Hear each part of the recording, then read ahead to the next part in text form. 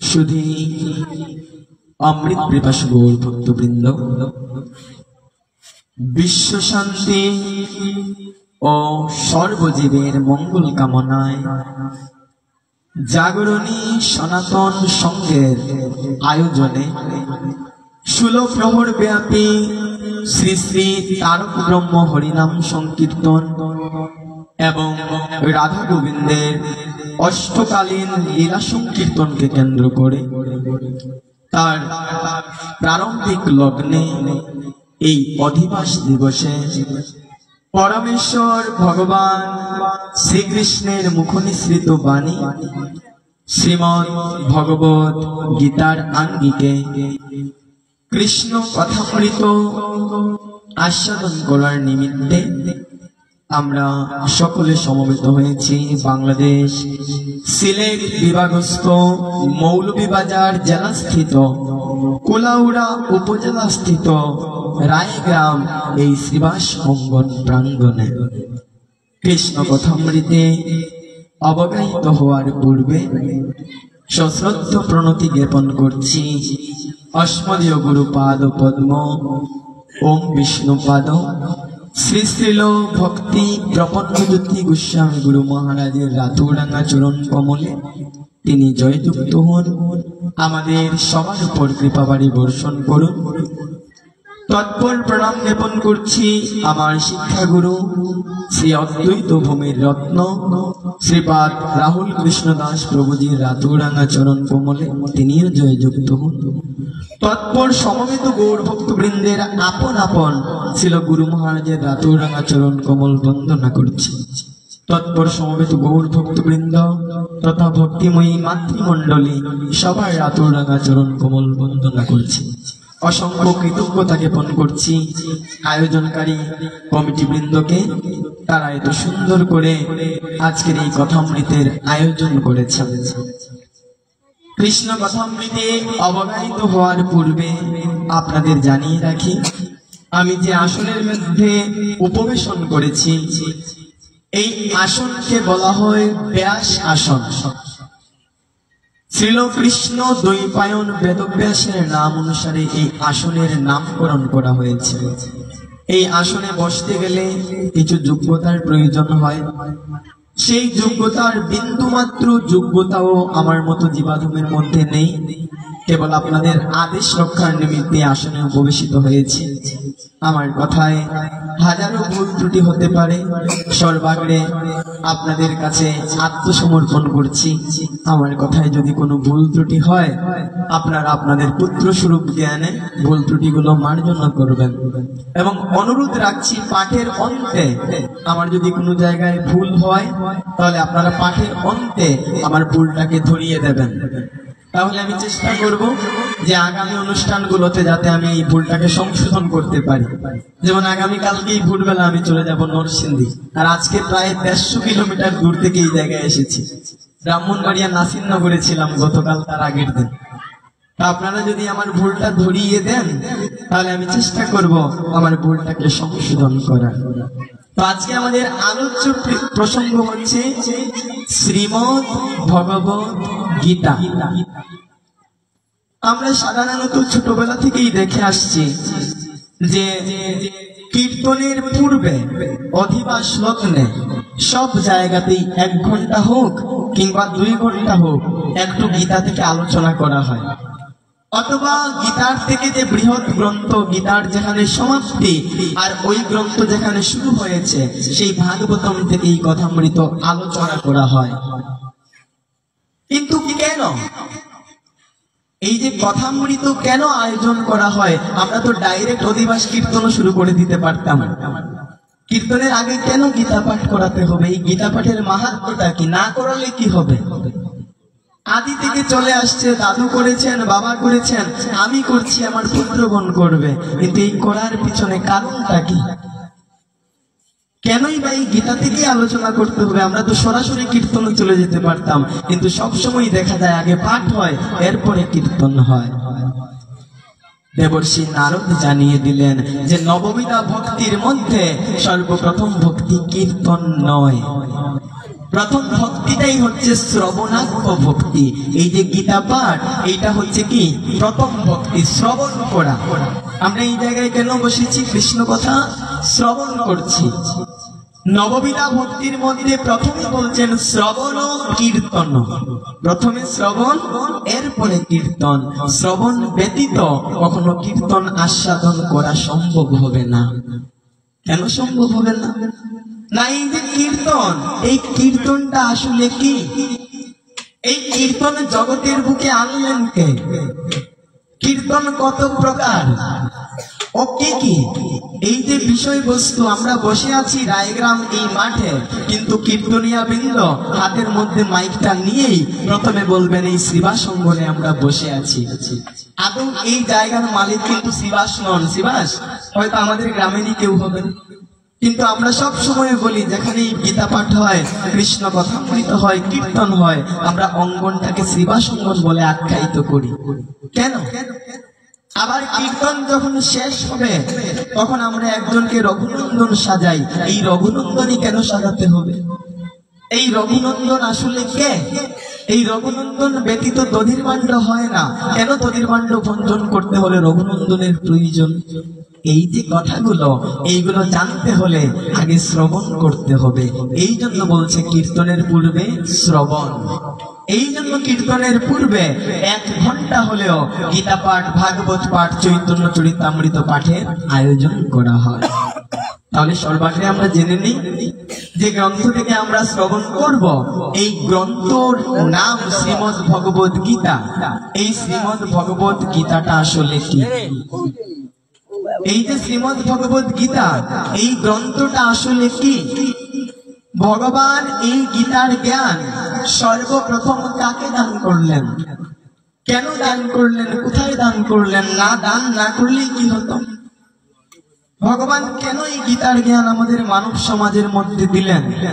তিনি তো চাইলে এটা বিলুপ্ত করে রেখে দিতে পারতেন। এই গীতা বস্তুটা আসলে কি?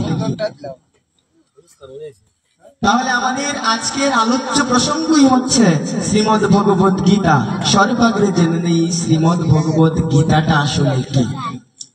দেখা যায় 100 জন সনাতনীর মধ্যে 95 জন সনাতনী গীতাকে আমরা বলি ভাগবত গীতা। আপনারা হয়তো শুনে থাকতে পারেন। দেখবেন যখন আমরা মাইক নেই তখনই বলি যে আজকে ভাগবত গীতা থেকে পাঠ হচ্ছে। আদৌ এই গীতাটা ভাগবত গীতা নয়। এই গীতাকে বলা হয় ভগবত গীতা। ভাগবত আলাদা এবং গীতা আলাদা। ভাগবত যেখানে ভগবানের ভক্ত কথা বলছেন, আর ভগবত যেখানে ভগবানের নিজ মুখে কথা বলছেন। এই গীতার মধ্যে 700টি শ্লোক আছে, তার মধ্যে 574টি শ্লোকেই ভগবান নিজ মুখে কথা বলছেন। অর্জুন 85টি শ্লোকের মাধ্যমে ভগবানকে প্রশ্ন করছেন। সঞ্জয় 40টি শ্লোকে কথা বলেছেন এবং ধৃতরাষ্ট্র কেবল 1টি শ্লোকে কথা বলেছেন। এই হচ্ছে গীতা। আর ভাগবতম, যার মধ্যে 12টি স্কন্ধ, 335টি অধ্যায় এবং 18,000 শ্লোক আছে। গীতার বক্তা হচ্ছেন ভগবান আর শ্রোতা হচ্ছেন অর্জুন। আর ভাগবতের বক্তা হচ্ছেন শ্রী শুকদেব গোস্বামী পাদ, আর শ্রোতা হচ্ছেন পরীক্ষিত মহারাজ সমন্বিত 60,000 ঋষিবৃন্দ। তাহলে আমাদের প্রশ্ন ছিল যে এই গীতার জ্ঞান ভগবান সর্বপ্রথম কাকে দান করেছেন? আমরা একজনের নাম সবাই জানি, একটু কৃপা করে বলবো যে ভগবান গীতার জ্ঞান সর্বপ্রথম কাকে দান করেছেন? আমরা জানি অর্জুনকে, তাই তো? সবাই এই কথাটাই জানি যে ভগবান অর্জুনকে গীতার জ্ঞান দান করেছেন। তাহলে আজকে নতুন একটা কথা শুনে যান, ভগবান এই অর্জুনকে সর্বপ্রথম গীতার জ্ঞান দান করেননি। এটা নতুন লাগছে হয়তো, কিন্তু এটা গীতার কথাই, আমার মুখের বানানো কথা না। ভগবান নিজ মুখে বলছেন যে আমি এই গীতার জ্ঞান সর্বপ্রথম অর্জুনকে দেইনি। অর্জুনকে কেবল দিয়েছি আজ থেকে 5159 বছর পূর্বে। আর এই গীতা মানব সমাজে বিদ্যমান 12 কোটি 40 লক্ষ বছর ধরে। আর অর্জুনের জন্ম হয়েছে 5100 কত বছর পূর্বে। আর 5159 বছর পূর্বে অর্জুনকে ভগবান গীতার জ্ঞান দিয়েছেন। অথচ 12 কোটি 40 লক্ষ বছর ধরে এই গীতা মানব সমাজে বিদ্যমান। তাহলে ভগবান কাকে গীতার জ্ঞান সর্বপ্রথম দান করেছেন? এই প্রশ্নের উত্তর ভগবান গীতায় দিয়েছেন। 4th অধ্যায় জ্ঞান যুগের প্রথম শ্লোকটা খুলে দেখবেন, ভগবান এই জায়গার মধ্যে বলছেন, কি বলছেন? শ্রী ভগবান উবাচ ইমং বিবস্যতে যুগা কৃতবান অহমব্যয়ম বিবস্যান মনবে প্রাহু মনু ইক্ষাতবে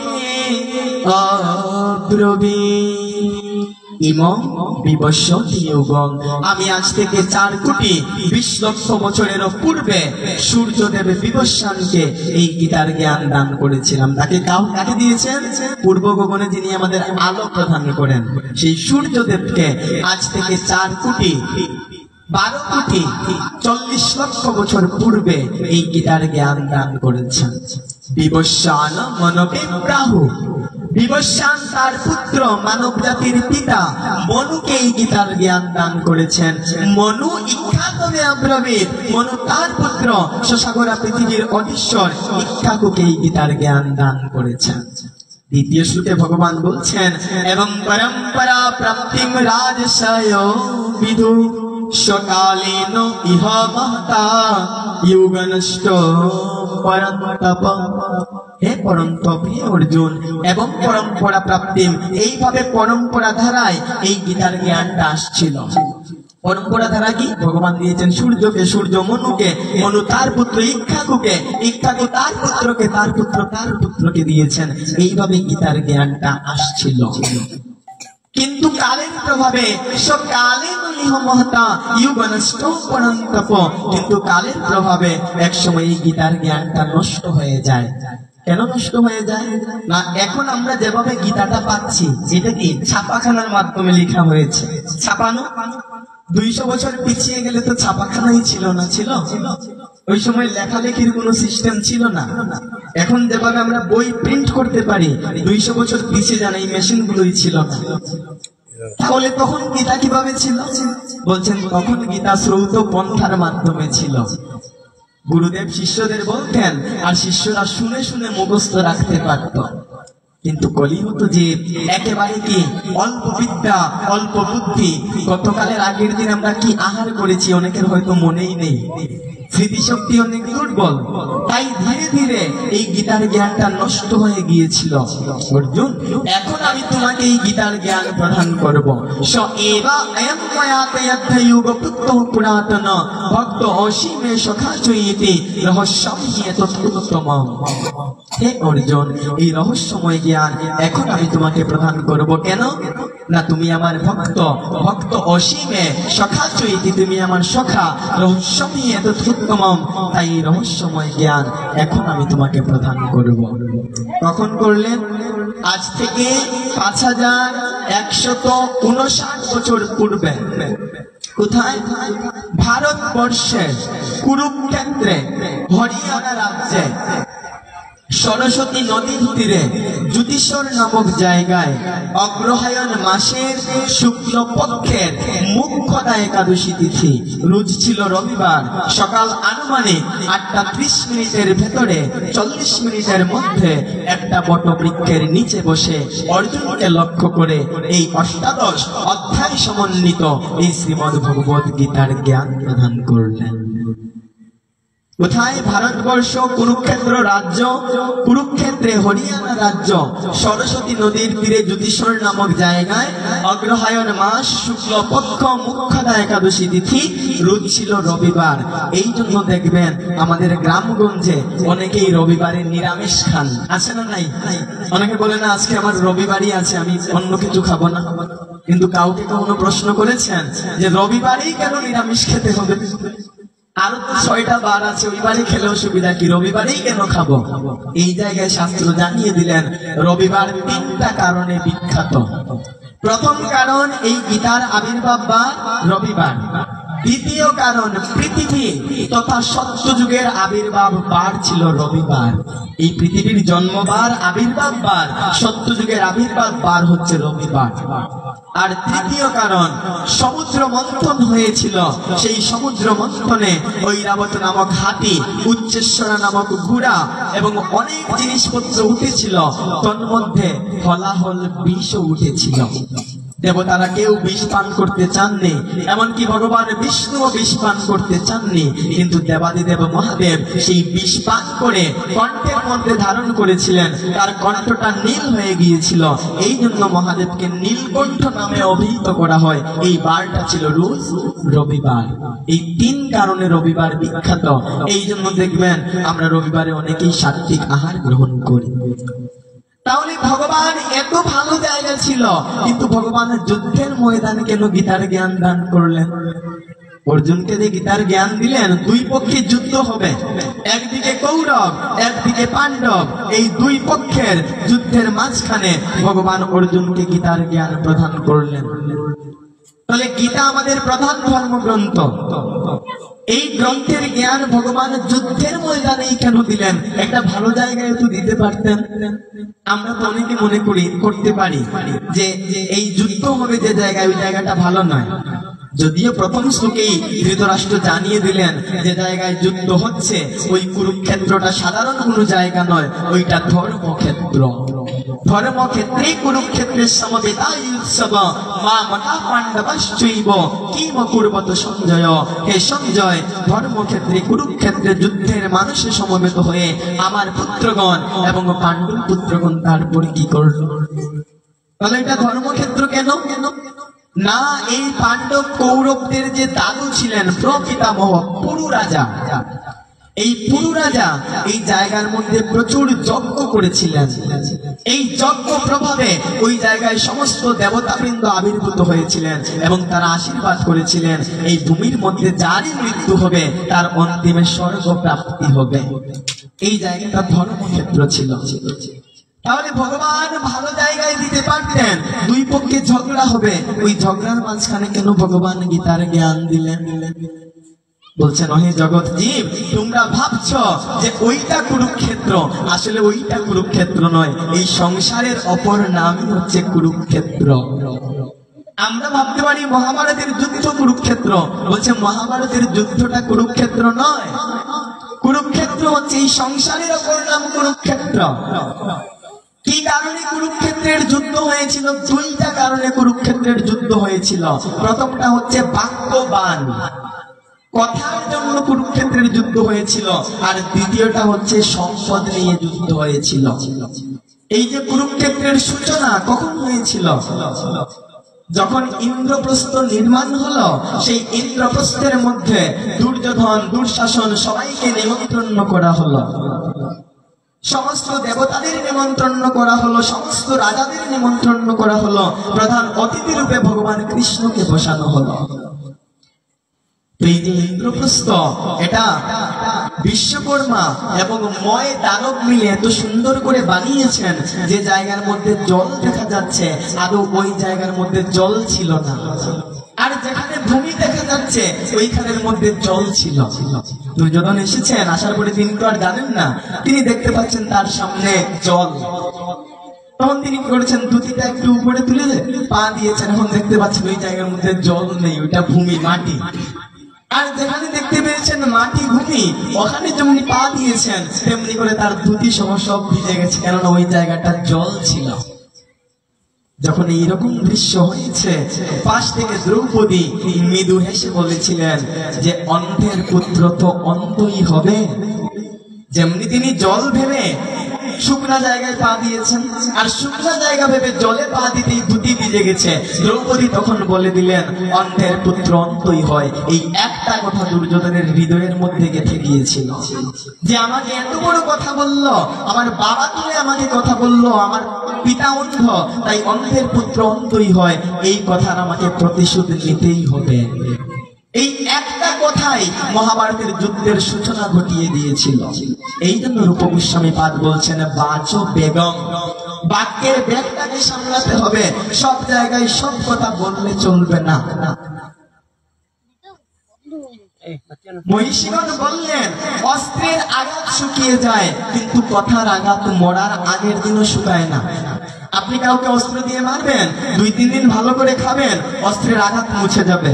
কিন্তু মুখ দিয়ে, জিহ্বা দিয়ে কাউকে যদি কটু কথা বলেন, মরার আগের দিনও বলবে শেফালির মা আমার এই কথাটা বলেছিল, বলবে কিনা? মরার আগের দিনও মনে থাকবে মুখ থেকে একটা খারাপ কথা বেরিয়েছিল। কিন্তু অস্ত্র দিয়ে মারলে সেটা শুকিয়ে যায়। এই জন্য দেখবেন সনাতনীরা যখন মারা যায় তখন সর্বপ্রথম আগুন কোন জায়গায় দেয়? মানুষ মরলে মুখের মধ্যে আগুন দেয়। কখনো প্রশ্ন জেগেছে যে এত জায়গা থাকতে মুখের মধ্যেই কেন আগুন দেয়? আচ্ছা, মুখে আগুন বাদ দেন, আমাদের সনাতনীরা মরলে পুরাই কেন? দেখবেন শ্মশানে নিয়ে অন্ত্যেষ্টি ক্রিয়া হয়। অন্যান্য ধর্মীরা আমাদের স্কুল কলেজে সব জায়গায় প্রশ্ন করে যে আমরা মরার পরে আমাদের কত সুন্দর বিছানার মধ্যে শুইয়ে রাখে, আর তোমরা মরে গেলে তোমাদের আগুনের মধ্যে পুরায়, তোমাদের কত কষ্ট হয়। এই পুরানোর কারণ কি? সর্বপ্রথম জেনে রাখি যে শ্মশানে পুরায়, ওটাকে বলা হয় অন্ত্যেষ্টি ক্রিয়া। অন্ত মানে শেষ, আর ইষ্টি মানে যজ্ঞ, জীবনের শেষ যজ্ঞ। সনাতন ধর্মে জন্ম থেকে মৃত্যু পর্যন্ত সবকিছু যজ্ঞের মাধ্যমে হয়। দেখবেন আমাদের যখন নামকরণ হয় আমরা কিন্তু প্রদীপ জ্বালিয়ে নামকরণ করি, করি কিনা? দেখবেন আগুনের প্রদীপ জ্বালিয়ে নামকরণ করি, যে প্রদীপটা দীর্ঘক্ষণ থাকে ওই নামটা আমরা রাখি, এটাকেও যজ্ঞ বলা হয়েছে। স্বয়ং দেহ তোলাই দিচ্ছা, এইটা হচ্ছে প্রথম কারণ। দ্বিতীয় কারণ কি? ব্রহ্মা যখন এই 5টা জিনিস দিয়ে দেহ বানিয়েছেন, ব্রহ্মা তো ঋণ করে এনে বানিয়েছেন। যখন মৃত্যুবরণ হয়, এই দেহ থেকে আত্মা চলে যায়, তখন ব্রহ্মা কি করেন? আবার 5টা জিনিস যে এনেছিলেন, 5 জিনিস আবার ফিরিয়ে দেন। দেখবেন আগুনে পুড়ায়, আগুন যা দিয়েছিল সে নিয়ে নেয়। উঠতে উঠতে আকাশে উঠে, আকাশ যা দিয়েছিল সে নিয়ে নেয়। বাতাসের মধ্যে ঘুরে, বাতাস যা দিয়েছিল সে নিয়ে নেয়। মাটির মধ্যে পড়ে থাকে, মাটি যা দিয়েছিল সে তারটা নিয়ে নেয়। সবশেষে দেখবেন জল ঢেলে ধুয়ে দেয়া হয়, জল যা দিয়েছিল তার অংশ সে নিয়ে নেয়। এই জায়গা থেকে এইটা শেখার বিষয়, 5টা জিনিস দিয়ে দেহ তৈরি হয়, আবার 5 জিনিসের মধ্যে সনাতনীরা কি করে? মিশিয়ে দেয়। এই জন্য সনাতনীদের পুরানো হয়, অর্থাৎ অন্ত্যেষ্টি ক্রিয়া করা হয়। প্রশ্ন ছিল মুখের মধ্যে কেন আগুন দেয় এতগুলো অঙ্গ প্রত্যঙ্গ থাকতে? বলছেন সর্বপ্রথম হচ্ছে মানুষ এই মুখের মাধ্যমে সবচেয়ে বেশি পাপ করে থাকে। কটু কথা, প্রজল্প, পরনিন্দা, পরবন্ধনা, অপরকে গালিগালাজ কিসের মাধ্যমে? এই মুখের মাধ্যমে করে থাকি। সবচেয়ে বেশি দেহ দিয়ে তো পাপ হয় না, আমরা মুখ দিয়ে যে পরিমাণে পাপ করি। এই জন্য রূপ গোস্বামী পাক বললেন বাচক বেগম। যদি কেউ বাক্যের ব্যাগটাকে সামলাতে পারে, তার জীবনে কারোর সঙ্গে দ্বন্দ্বই হবে না। 10টা কথা বলার জায়গায় যদি একটা কথা বলেন, আপনার কারোর সঙ্গে কখনো ঝগড়াই হবে না। এই মহাভারতের যুদ্ধের সূচনাই হলো দ্রৌপদীর একটা বাক্য বাণের দ্বারা। ধনুক থেকে তীর বেরিয়ে গেলে সেটাকে ফিরিয়ে আনা যায় না, ঠিক তেমনি ভাবে জিহ্বা থেকে যদি কথা বের হয়, ওই কথাকে আপনি শত চেষ্টা করলেও আর ভিতরে ঢুকাতে পারবেন না। দুর্যোধন বলছে যে এত বড় কথা বললে এই কথার প্রতিশোধ আমি নেবই নেব। কি করে প্রতিশোধ নেবেন? মামা শকুনি বলছে যে মহারাজ যুধিষ্ঠিরকে পাশা খেলায় আমন্ত্রণ করো, কেননা আমার যে পাশাগুলো আছে ওগুলো আমার কথা শুনে আমি 6 বললে 6 উঠবে, আমি 12 বললে 12 উঠবে, ওগুলো আমার বশের মধ্যে, পাশা খেলায় আমন্ত্রণ করো। সেই মহারাজ যুধিষ্ঠিরকে পাশা খেলায় আমন্ত্রণ করা হলো। ধীরে ধীরে মহারাজ 4 ভাই নকুল, সহদেব, ভীম, অর্জুন সবাইকে হেরে গেলেন, নিজেকে হেরে গেলেন, তার রাজ্য ইন্দ্রপ্রস্থ হেরে গেলেন, সর্বশেষ তাদের পত্নী দ্রৌপদীকেও পাশা খেলার মধ্যে হেরে গেলেন। এখন দুর্যোধন বলছে যে এখন আমি এই কথার প্রতিশোধ নেব। আমাকে তো খুব বলেছিল অন্ধের পুত্র অন্ধই হয়, এখন দেখাবো অন্ধের পুত্র কি করতে পারে। দুঃশাসনকে আদেশ দিলেন, দুঃশাসন যাও, আমাদের দাসী হয়ে দ্রৌপদী তার বস্ত্র টানতে টানতে হরণ করে এই জায়গায় নিয়ে আসো, চুলমুঠি ধরে এই জনসমুখে রাজসভার মধ্যে তার বস্ত্র হরণ করা হবে। দুঃশাসন চুল ধরে টানতে টানতে নিয়ে আসলো। আসার পরে দ্রৌপদী মনে মনে ভাবছেন যে আমার 5 জন স্বামী আছে, 5 জন পঞ্চবিদ্যায় পারদর্শী, তারা 5 জন আমাকে এই দুঃশাসনের হাত থেকে বাঁচাবে। এসেছেন, এসে দেখতে পাচ্ছেন 5 জন স্বামী আছে, তাদের হাতে অস্ত্র নাই, মাথা নিচু করে বসে আছে। তখন দ্রৌপদী দ্রৌপদী ভাবলেন যে এই কুরু রাজসভার মধ্যে মহামহিম ভীষ্ম আছেন, মহারাজ ধৃতরাষ্ট্র আছেন, পিতামহ রয়েছেন, মহামন্ত্রী বিদুর আছেন, অস্ত্রগুরু দ্রোণাচার্য, কুলগুরু কৃপাচার্য, সব বয়োজ্যেষ্ঠরা আছেন, তাদের সামনে আমার বস্ত্র হরণ করতে পারবে না। কিন্তু দেখলেন সবাই মৌন, কেউ কোনো কথা বলছে না। যে যার নুন খায় সে তার গুণ গায়। অধর্মের পক্ষে মহামহিম ভীষ্ম, অস্ত্রগুরু দ্রোণাচার্য, কুলগুরু কৃপাচার্য অন্ন গ্রহণ করেছেন, কখনো তাদের বিপরীতে কথা বলতে পারবেন না। মৌন থেকে দেখলেন। তখন দ্রৌপদী মনে মনে ভাবছে, এরা আমাকে বাঁচাচ্ছে না তো কি হয়েছে, আমি নিজে নিজেকে বাঁচাবো। আমার তো মা বাবার ঔরসে জন্ম হয়নি, আমি যজ্ঞ কন্যা, আমার যজ্ঞ থেকে জন্ম হয়েছে, যজ্ঞ থেকে উঠে এসেছি, নিজে নিজেকে বাঁচাবো বলে দুঃশাসন একদিকে টানছে, সে একদিকে টানছে। টানতে টানতে ক্লান্ত হয়ে গেল, কিন্তু পারছে না দুঃশাসনের সঙ্গে। যখন সব পথ বন্ধ, তখন পড়েছে গোবিন্দের কথা মনে। এখান থেকে গোবিন্দকে ডাকছে যে মাধব, তুমি আমাকে রক্ষা করো, তুমি ব্যতীত কেউ আমাকে রক্ষা করতে পারবে না। কিন্তু ভগবান তাকে কৃপা করার জন্য যাচ্ছেন না। ভগবান বসে আছে। রুক্মিণী, সত্যভামা, জাম্বুবতী, ভগবানের মহিষীগণ বলছে, প্রভু তোমার ভক্ত বিপদে পড়েছে, তোমার সাধারণ ভক্ত যদি বিপদে পড়ে তাকে রক্ষা করার জন্য তুমি চলে যাও। গীতায় বলছো তুমি, নমে ভক্তা প্রণশ্যতি, আমার ভক্তের কখনো বিনাশ হয় না। আর আজ তোমার প্রিয় ভক্ত বিপদে পড়েছে, তুমি কেন যাচ্ছ না? দ্রৌপদী বিপদে পড়েছে, তাকে রক্ষার জন্য যাও। ভগবান বলছেন, দেখো আমি তো যেতে চাই, কিন্তু সে আমাকে যেতে দিচ্ছে না। আমি তো যাওয়ার জন্য প্রস্তুত আছি, কিন্তু দ্রৌপদী আমাকে যেতে দিচ্ছে না। কেন? বলছে, দেখো সে এক হাতে বস্ত্র সামলাচ্ছে আর এক হাতে আমাকে ডাকছে। যতক্ষণ পর্যন্ত ভক্ত পূর্ণ শরণাগত না হয়, দুই হাত না তুলে, ততক্ষণ আমি তাকে কৃপা করি না। এই জন্য দেখবেন আমরা প্রথমে নিতাই গৌর সীতানাথ বলে কি করেছিলাম, দু হাত উপরে তুলেছি, এটাকে বলা হয় আত্মসমর্পণ করা। তাহলে যতক্ষণ না দ্রৌপদী দুই হাত তুলে আমার প্রতি আত্মসমর্পণ করবে, আমি কখনো ভক্তকে কৃপা করি না।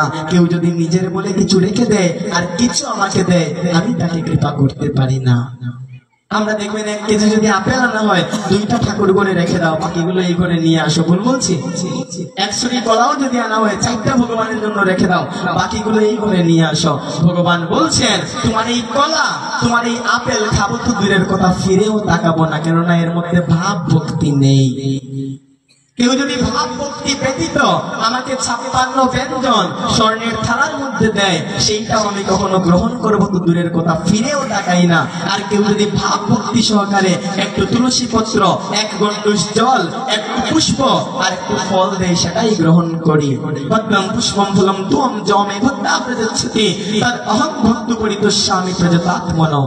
কেউ যদি ভক্তি সহকারে একটু তুলসী পত্র, 1 গণ্ডূষ জল, একটু পুষ্প আর একটু ফল দেয়, সেইটাই আমি গ্রহণ করি। দুর্যোধন একবার মনে মনে ভাবছে যে কৃষ্ণ তো সবার বাড়িতে চুরি করে খায়, অমুকের বাড়ির ননি, অমুকের বাড়ির মাখন, অমুকের বাড়ির দুধ চুরি করে খায়, একে যদি ভালো করে খাওয়াতে পারি, নিশ্চয়ই কৃষ্ণ আমার দলে চলে আসবে। 56 ব্যঞ্জন ভালো করে রান্না করিয়েছে, স্বর্ণের গ্লাস, স্বর্ণের থালা, স্বর্ণের বাটির মধ্যে সাজিয়ে কৃষ্ণকে বলছে, কৃষ্ণ আজকে তুমি আমার ঘরে গ্রহণ করবে। কৃষ্ণ বলছে, দেখো ভ্রাতাশ্রী, তোমার ঘরে আমি নিশ্চয়ই গ্রহণ করতাম, কিন্তু আজকে আমার কাকামশাই বিদুরের ঘরে আগে থেকে নিমন্ত্রণ রয়েছে। বলছে, আগে থেকেই কাকামশাই বিদুর আমাকে নিমন্ত্রণ করে রেখেছেন তার ঘরে প্রসাদ পাওয়ার জন্য। আমি তো তাকে কথা দিয়ে দিয়েছি, সেই জন্য আমি আর এই জায়গায় বসে প্রসাদ পেতে পারবো না। যখন তিনি কাকামশাই বিদুরের ঘরে গেলেন, গিয়ে দেখতে পাচ্ছেন বিদুরের স্ত্রী, ভাঙা ঘর, কোনো আয় উন্নতি নেই, খুব হতদরিদ্র। কাকের মধ্যে জল নিয়ে এসেছেন, ভগবানকে দেখে মোহিত হয়ে গেছেন, কেননা ভগবানের রূপটাই এরকম। বরহবীরম নটবর বপু কর্ণয় কর্ণিকারম বিবদ বাস কনক কপিশান বৈজয়ন্তীম চ মালম রন্ধ্রন বেণুরধর সুধয়া পুরায়ণ গোপবৃন্দৈ বৃন্দারণ্যম সপদরমণম প্রাবৃশদ গীত কীর্তি। ভগবানের রূপটা কেমন বলছেন, বড় বীরম নটবর বপু, এমন ভাবে দাঁড়িয়ে আছে যেন মনে হচ্ছে একজন শ্রেষ্ঠ নৃত্যশিল্পী দাঁড়িয়ে আছে। দেখবেন ভগবান যে দাঁড়িয়ে আছে পাকা হয়ে দাঁড়িয়ে আছে না, এক পা সামনে এক পা পিছনে, নৃত্যশিল্পীরা যেরকম দাঁড়ায় এমন ভাবে দাঁড়িয়ে আছে, মনে হচ্ছে একজন শ্রেষ্ঠ নৃত্যশিল্পী দাঁড়িয়ে আছে। নটবর বপু বরহ বীরম, বরহ মানে ময়ূরের পালক, ভগবানের মস্তকের মধ্যে আছে আর এমন ভাবে দাঁড়িয়ে আছে মনে হচ্ছে শ্রেষ্ঠ নৃত্যশিল্পী। কর্ণয় কর্ণিকারম, কানের মধ্যে কর্ণিকার দুল, বিদ্বদ বাস, এমন সুন্দর পোশাক পরেছে। কনক কপিসং, মনে হচ্ছে স্বর্ণবর্ণ কেউ হার মানাবে। গল বৈজয়ন্তী চ মালম, এবং গলার মধ্যে বৈজয়ন্তী ফুলের মালা আছে। রন্ধ্রন বেণুর অধর সুদয়া, বেণু মানে বাঁশি, বাঁশির ছিদ্রগুলোকে, অধর মানে কি মুখ দিয়ে, অধরের সুধা দিয়ে পূরণ করে তিনি বৃন্দাবনের পথে চলেছেন। এত সুন্দর রূপ। আবার ভাগবতের প্রথম শ্লোকে বলছেন, সচ্চিদানন্দ রূপায় বিশ্ব উৎপত্তি হেতবে তাপত্রয় বিনাশায় শ্রীকৃষ্ণায় বয়ং নমঃ।